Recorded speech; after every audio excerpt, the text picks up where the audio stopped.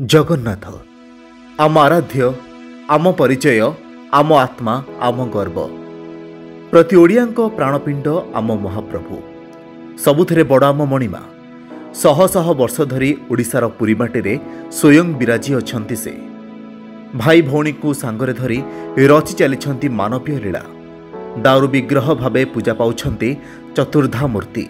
सनातन धर्म रे पुराण शास्त्र अनुଯାयी पवित्र भारतवर्ष रे चारि दिगरे रहिछि चारि धाम। उत्तर भारत रे बद्रीनाथ, दक्षिण भारत रे रामेश्वरम, पश्चिम भारत रे द्वारिका एवं पूर्व भारतर ओडिशा रे पुरी श्री जगन्नाथ धाम रहिछि। अष्टम शताब्दी आदि गुरु शंकराचार्यଙ୍କ द्वारा एही चारि धाम रे चारोटी मठ प्रतिष्ठा करा जाय एठारे जणे जणे शंकराचार्यଙ୍କୁ नियोजित करा जायछि। ताहा मध्यरे पुरी गोवर्धन मठ अन्यतम। धर्म रक्षा पाई एही व्यवस्था होइथिबा बेले आज भी एही प्रथा पुरी जगन्नाथ धाम रे देखिबाकू मिले। जगन्नाथ धाम रे महाप्रभु मानवीय लीला रचुथिबा बेले निज सेवकंक ठारू महाप्रभु 118 प्रकारर सेवा नीतिकांतिर लाभ नियंती। दैनिक 56 व्यंजनर भोग लागे आम बड़ ठाकुरंक पाखे। महाप्रभुंकर सेवा पाई जगन्नाथ धाम रे हेउथिबा विधि व्यवस्था सारा सृष्टि रे विरल एवं अद्वितीय। जगन्नाथंक संस्कृतिर प्रचार प्रसार पाई जगन्नाथंक प्रतिमा सह मंदिर निर्माण करिबा पाई सनातन धर्म रे बारण नथिले मध्य नुआ जगन्नाथ धामर परिचय सृष्टि करिबा अग्रहणीय। पश्चिम बंग मुख्यमंत्री ममता बनर्जी गत किछि दिन तले दीघा निकटरे एक जगन्नाथ मंदिर निर्माण करी एहाकू जगन्नाथ धामर परिचय देई टाणी होइछंती विवाद मध्यकू।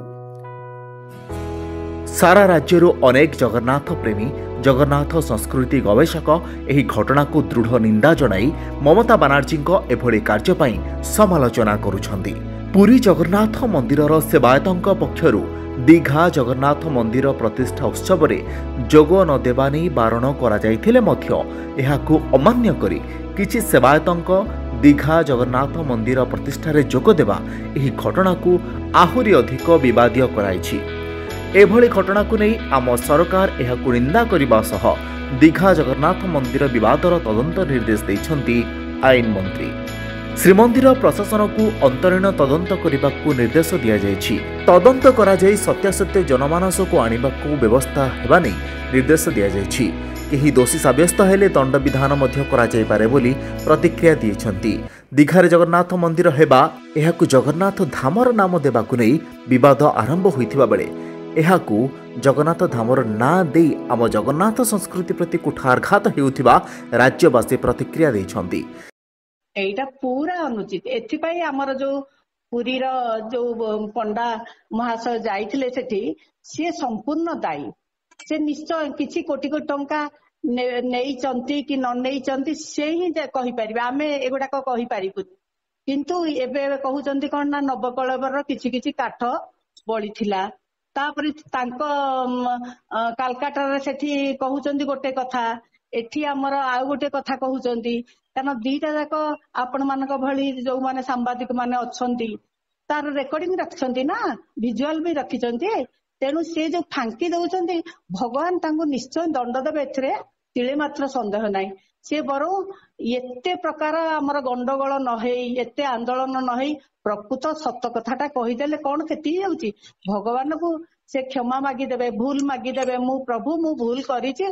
प्रकृत रे घटना या सर्वसाधारण से खोली दबा दरकार। तेणु ओडिया हिसाब रे मु यार निंदा करूचे।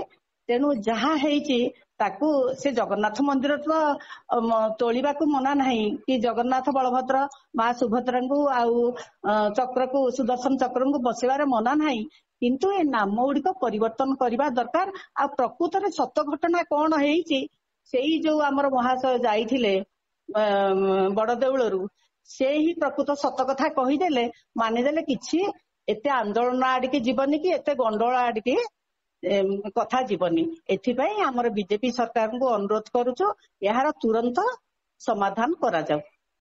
धाम कथा जदि चिंता करा जाए भारत वर्ष चारोटी धाम मात्र अछि। गोटे हला बद्री धाम, गोटे हला द्वारिका धाम, गोटे हला जगन्नाथ धाम आ गोटे हला रामनाथ धाम।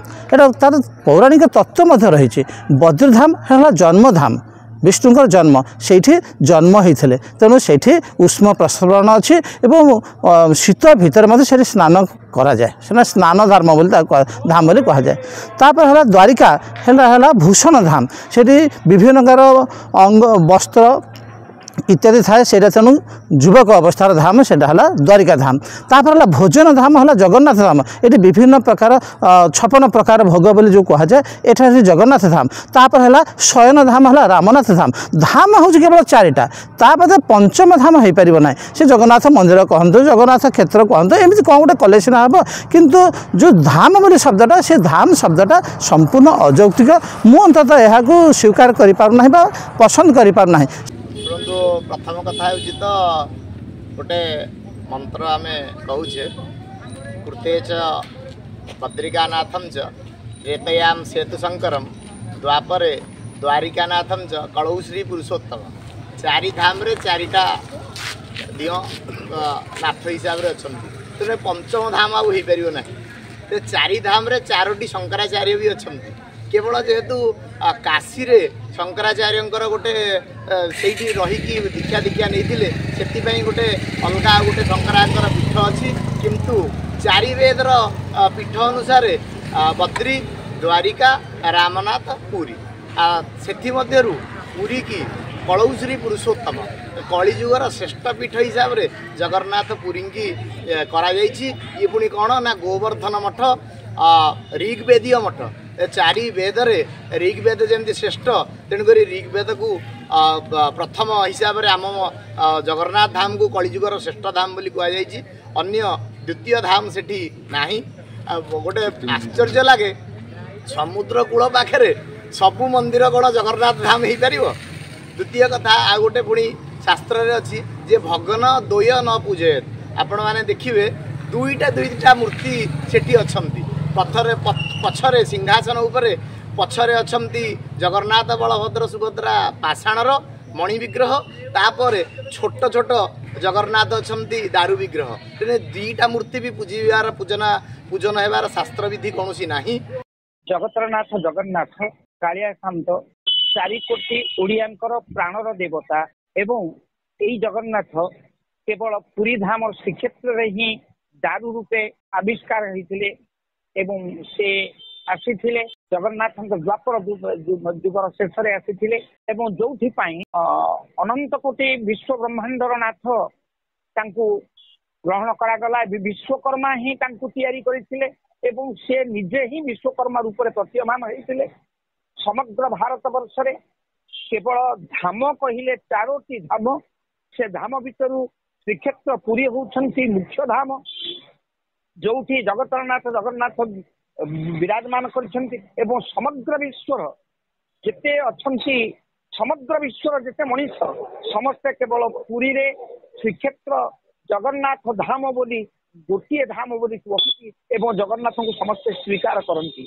जदि ए प्रकार भावना को माने विकृत करी अन्य कौन जगार से दीघा हो बा जोठी हो जदि करती ताले यह ओडिशा पाई केवल अपमान नुहे जगन्नाथ को अपमान नुहे यह समग्र विश्व को अपमान बोली मु मन करू। मंदिर करिवारे कोनोसी असुविधा नाही कारण बहु खाली ओडिशा नुहे ओडिशा बाहर नुहे विदेश रे मध्य बहुत जगन्नाथ मंदिर होईची या द्वारा जगन्नाथ संस्कृति रो मध्य प्रचार प्रसार होउछु ताकू आमे स्वागत करूछु। तेणु दीघारे मंदिर होबारे कोनोसी असुविधा नाही आमर संपूर्ण भाव आम खुशी से किसी असुविधा ना किंतु जगन्नाथ धाम दीघा भाव जो से प्रोजेक्ट करुँचपरिक आप गूगल सर्च को भी जाकि आप देखिए बर्तमान से ट्रेंड करुँच तेणु धाम कहवा द्वारा गोटे लोक मान गोटे जो धार्मिक भावावेग को आघात दूसरी तेणु आमर अनुरोध रे पश्चिमबंग सरकार ताकू जगन्नाथ कल्चरल सेंटर दीघा अथवा जगन्नाथ टेम्पल दीघा भाव में प्रचार प्रसार करूँ कौन असुविधा ना सबू से प्रभु को समस्ते आम भक्त बा पूजा करुचे किंतु ताको धाम भाव में गोटे प्रोजेक्ट करके लोकों भीतर गोटे द्वंद्व सृष्टि न करूँ। ओडिशा कलिकता आम भाई भाई गोटे पड़ोशी राज्य तेणु निज भितर गोटे या नहीं गोटे मनमालिन्य बा गोटे मन भीतर आघात न आसू तेणु ओडिया भाई भौणींकर भावावेग को सम्मान दे सरकार ता नाटा को जगन्नाथ दीघा मंदिर करंतु नचेत कल्चरल सेंटर भाव प्रमोशन करंतु। सेवायत माने मंदिर प्रतिष्ठार जोगदेवा बड़का दारुकाठरे प्रतिमा निर्माण हेबा चर्चा अग्रहणीय बोली स्वर उठाई राज्यवासी।